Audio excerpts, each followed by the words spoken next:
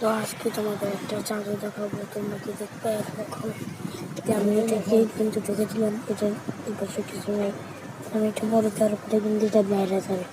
তো দেখো, দেখো পুরো ভিডিওটা দেখো। তো দেখো, দেখো 1 2 3।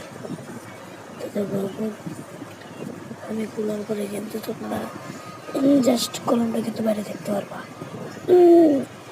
তো দেখো তোমরা দেখে তারপরে বললাম আমরা এটা কি কেমন করলাম।